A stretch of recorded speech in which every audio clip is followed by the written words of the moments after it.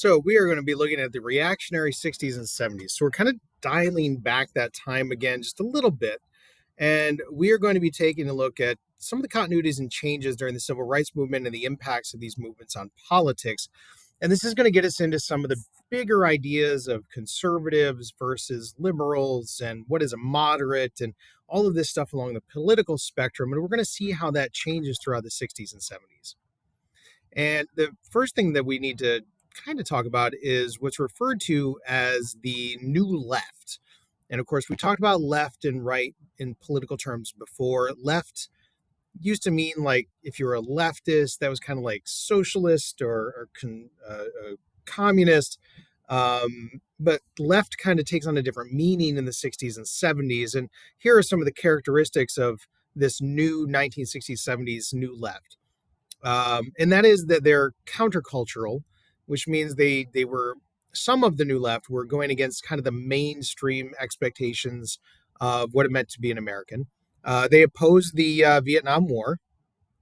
They supported civil rights, and they supported democratic reforms. Now, this isn't big D democratic. I know it's got a big D up here, but it means democratic reforms in the sense of providing voting rights. So they would have supported something like the 15th Amendment, allowing more people to have the right to vote and making it easier to vote, and growing kind of like who is a we the people are in terms of the United States, more than just kind of the wealthy and middle class white folks. One of the characteristics of the New Left is this idea of resisting the draft. Now, the draft was highly unpopular. We mentioned this in the last video. The people that resisted the draft did so in a number of different ways. And again, the draft is that you were forced to go and join the military. And in the 60s and 70s, this meant that you were going to be going to go fight Vietnam. College students could resist the draft just because they were college students and they could get a deferment on whether or not to join the military. So if their draft number was pulled, they could say, well, I'm in college. Now, the problem with that, of course, is that most of the college students were from middle class, upper middle class, or rich families. So this felt like it was really directed at forcing poor people to fight when rich people couldn't. You could just ignore the draft notice, but that meant that you probably were going to be imprisoned if they caught you. You could apply for a conscientious objective status, which was what Muhammad Ali did. But you had to prove some sort of a religious reason for not being not going to the war, and sometimes that also meant court time and court fees. Again, something that not poor people couldn't necessarily afford to pay. You could flee the country. That's what Bill Clinton did, but that meant that you had to have enough money to do that. Or you could use your political connections in order to get put into the National Guard, which was going to be based in your state. In the state at this time, the National Guard didn't get sent overseas. And that's what former President George W. Bush did, use his political connections to get into the National Guard. Or if you had a medical condition, for example, former President Donald Trump got a medical exemption because he said he had heel spurs and wouldn't be able to serve. So there were ways that rich people got out of the draft, and it made it feel like a poor person's war that was being waged by rich people. So this also is going to lead to violence. The civil rights movement and the Vietnam protest movement do kind of merge together.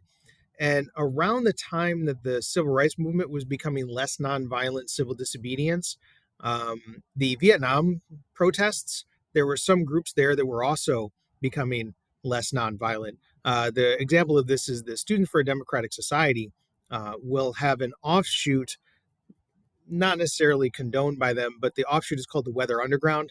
And they planted pipe bombs and they blew up buildings and as a way to protest. The counterculture, let's stop there for real quick. This is a social movement. You may have heard of them called hippies. This is kind of a drug culture thing. Here's some hippies over here. Down here, you can see on the bottom the acid test graduation. Acid is the street name for LSD, which was a drug created by this guy down here at the bottom, Dr. Timothy Leary. You can see that by his head there. And LSD was a drug that made people have hallucinations. And the phrase at the time was to turn on, tune in, and drop out. So you would turn on by taking the drugs. You would tune in by listening to this new music called acid rock. Um, you've heard it, and you would drop out of society, right? Because you're going against the culture. You're counterculture. You're going to drop out of the mainstream. The kind of classic example of this is Woodstock. Music was often used as a form of protest, especially in the 1960s, protesting the people opposed to the civil rights, and it was protesting the Vietnam. This is a good example of it. Let's see if it's going to play.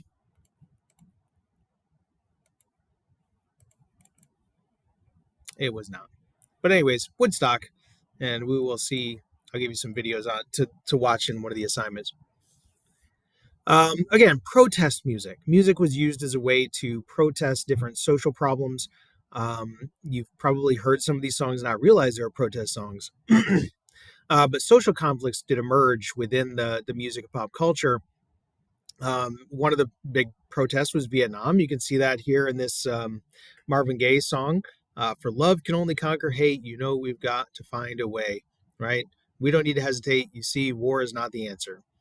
And then down at the bottom here, you got the civil rights movement marches alone can't bring integration when human respect is disintegrating.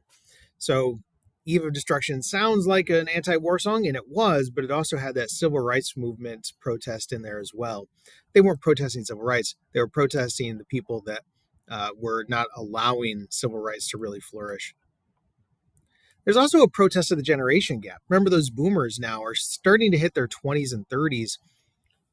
They're starting to hit their teens and 20s, and they think that their parents are dumb and don't understand anything. And they honestly, they're feeling like they can't live up to the greatest generation, this generation that lived through the 1920s, lived through the Great Depression, lived through World War II, and now their parents are expecting them to grow up and do something great, and they just don't feel like they can measure up. And now there's this generation gap because these boomer kids are saying that their parents were wrong anyways. Come mothers and fathers throughout the land and don't criticize what you can't understand, right? Greatest generation, you're the problem. You're the reason that we have all these social issues. So shut up and let the kids run things because we know best. I think I've heard some of you say that actually about those boomers. So, anyways, some of the social activism that you need to know. One is Betty Friedan, this lady right here. She wrote a book called The Feminine Mystique. And this is the basis of early feminism, which most of you probably don't quite understand. So let's try to understand a little bit. In The Feminine Mystique, Betty Friedan wrote that women were told that they could only find fulfillment in ways of being a homemaker. So Betty wrote that that was a false promise. That was a feminine mystique. She is opposed to this idea of a cult of domesticity, that you can only be happy being a homemaker. So she says you can find fulfillment in other ways. And this is the basis of this modern women's rights movement, which we'll also call feminism. But sometimes feminism is misunderstood. There's several different types of feminism. Now, why is it? Because I see this a lot in the news today, like, well, women didn't want to go to work anyways. Well, that's not really the point. The point was women were treated as if they were not equal citizens in the 1960s and 70s. And I mean, we can get into things like Roe versus Wade, which allowed legal abortion access.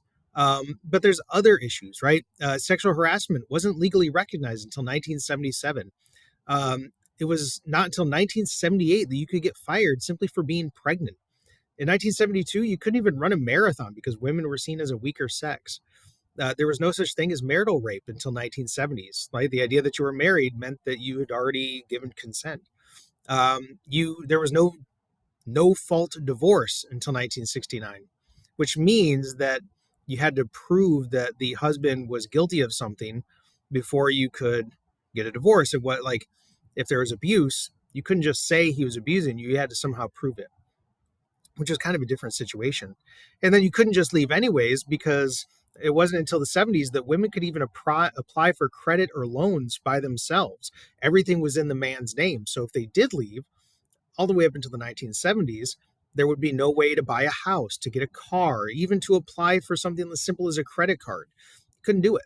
So when we talk about feminism, when we talk about women's equality, we're not saying they just wanted the right to vote or that they wanted to go to the workplace. They wanted options, right? And they wanted to be treated as equals, just like a man was being treated. One of the best examples of this is Title IX. Title IX of the Educational Amendments Act of 1972 did this, that you couldn't be discriminated on the basis of sex, meaning that if there was a male program, there had to be a female equivalent if it was a gendered program. So, for example, if there was a baseball team, there would have to be an equal softball team, and you couldn't favor one over the other. If there was no female equivalent, the women had to be allowed to join the male program. So, for example, a football team. If a girl wanted to join the football team, they were allowed to join the football team because there wasn't a female equivalent. And you had to fund them equally. And this is going to be a big thing because now women are going to be able to go and do more things and have more options and opportunities. That said, you would think equality would be kind of a universally accepted idea, but that wasn't really true. Congress tried to pass an Equal Rights Amendment in the 1970s, and it was opposed by people like this. This is Phyllis Schlafly. Phyllis Schlafly opposed the Equal Rights Amendment, ran a campaign called Stop ERA. ERA is Equal Rights Amendment. It actually passed Congress, but the ERA does not get the 3/4 of the states that needed to make it an amendment. And the big fear was that it would change the law to get rid of some of the protections for women. For example, women might have to register for the draft. That might be something that, because it said only men could register for draft. So there were things that would stop that. Also, you can see here that sign right above Schlafly here. It was seen that by allowing women to do things other than be homemakers, it was ruining the American family. Like if a woman could not have to be forced to stay with her husband, then she would obviously leave the husband, right? That was the idea. So it was a power issue as well. Very quickly, this is controversial. It's recently been overturned by the Dobbs decision a couple years ago. In 1973, the Supreme Court decided Roe versus Wade that said women have the right to access to an abortion up until the third trimester. There's 9 months to a pregnancy, so the third trimester would be months 6 through 9. But early in the pregnancy, you'd be able to terminate the pregnancy, regardless of a reason. In the first trimester, that's the first or third months. In the second trimester, there's more restrictions. Usually it's a medical reason. And then in the third trimester, it could be stopped altogether. This has to do with science at the time and when the fetus was going to be able to be sustained outside of the mother's body. It's a whole thing. I don't want to get into it. And it became a major point of women's equality. Partially it has to do with childcare, it has to do with employment issues, it has to do with power dynamics. There's a lot going on here. But needless to say, the Dobbs case a couple of years ago by the Supreme Court overturned Roe versus Wade, and it's been a pretty big issue even now. So moving on from women's activism, let's talk about Latino rights. One of the big elements of Latino rights was the United Farm Workers Union, created by this guy over here. This is Cesar Chavez right here, and his, colleague, Dolores Huerta over here. They would try to bring attention to the harmful conditions faced by migrant farm laborers, and they typically did it through peaceful demonstrations. You can see right here, not only are they going to go on strikes and peaceful strikes, this is Cesar Chavez going on a hunger strike to raise awareness. So he didn't eat anything for a while, a few months, to raise awareness. This guy here, I think this is Bobby Kennedy. He was a politician supporting the United Farm Workers. Another social movement is the Red Power movement for Native American rights. The Red Power movement, obviously because the color red was used as a stereotype for Native Americans, and the protests, which are going to eventually kind of merge together into an organization called the American Indian Movement, or the AIM movement.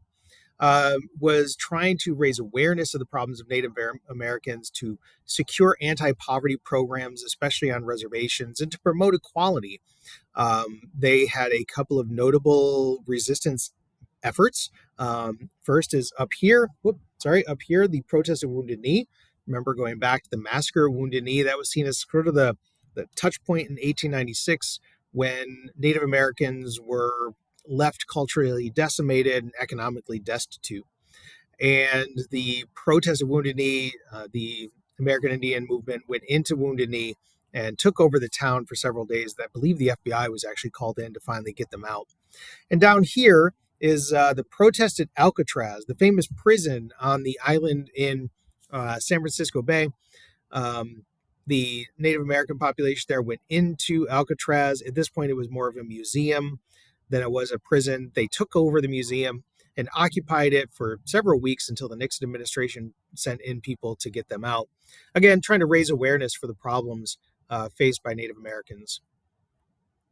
1960s and 70s also sees the rise of the LGBTQ plus community. They wouldn't have referred to it as that back then, but they would have talked about gay rights or gay and lesbian rights.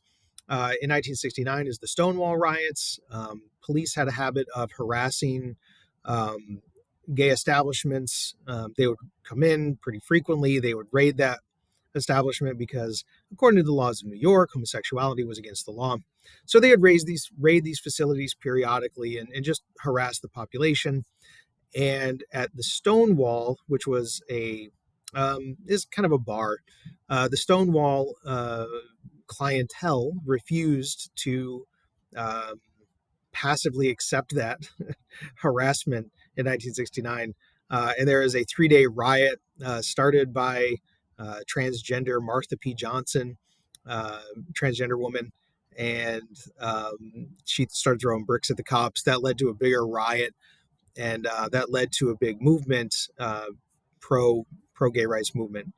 In 1973, a psychologist took a big stand and gave a speech at a conference anonymously, wore a mask, changed his voice, gave a speech about how it was wrong to have homosexuality listed as a mental disorder in the American Psychiatric Analysis Tool. So in 1973, they removed that as a disability or a disorder. And then the gay rights movement moves through many different phases until 2015 with the Obergefell versus Hodges decision that guaranteed same-sex marriage couples, and they tied that into the 14th Amendment, saying that everybody deserves to have equal protection. And since the Constitution is not based on religious ideology, that if there was no interest in the state in denying same-sex couples secularly, then religiously you couldn't force that. So using the Equal Protection Amendment of the 14th Amendment, same-sex marriage was guaranteed. And there's a conservative backlash to all this, by the way.